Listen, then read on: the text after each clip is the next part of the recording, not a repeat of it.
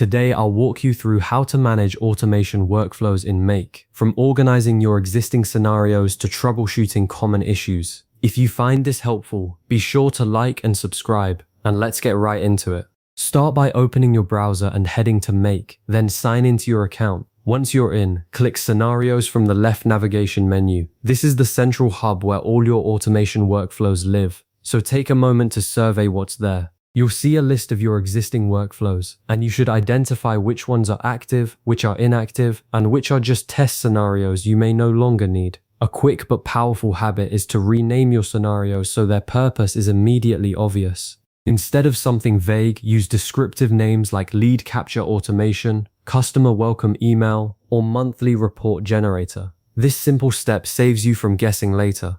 Next, organize your scenarios into folders for different projects or departments. Think marketing, sales, operations, or client projects. This keeps your workspace clean and makes it easy to find what you need. When your list gets long, use the search feature to locate specific workflows quickly. That search bar is your best friend when you're managing dozens of automations. To review a specific workflow, click on a scenario to open the scenario builder. Here you can inspect the modules, filters, and overall workflow structure. Keep your modules neatly arranged on the canvas. A clean layout makes troubleshooting and future edits much easier. Now check your app connections. Make sure every connected account is still active and authorized. If permissions have expired, reconnect them right away.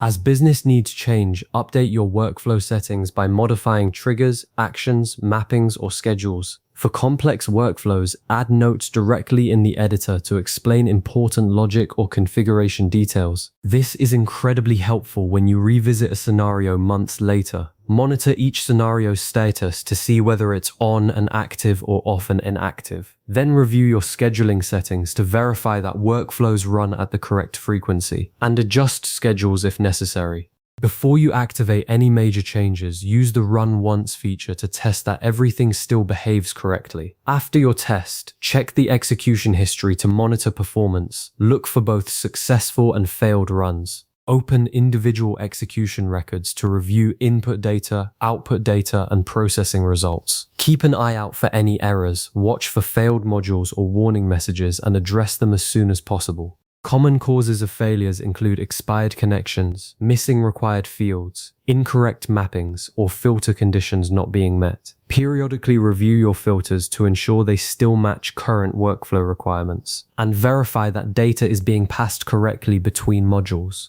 You've now got a solid system for managing your automation workflows in Make. By organizing, monitoring, and troubleshooting effectively, you'll keep your automations running smoothly and reliably. Thanks for watching, and I'll see you in the next tutorial.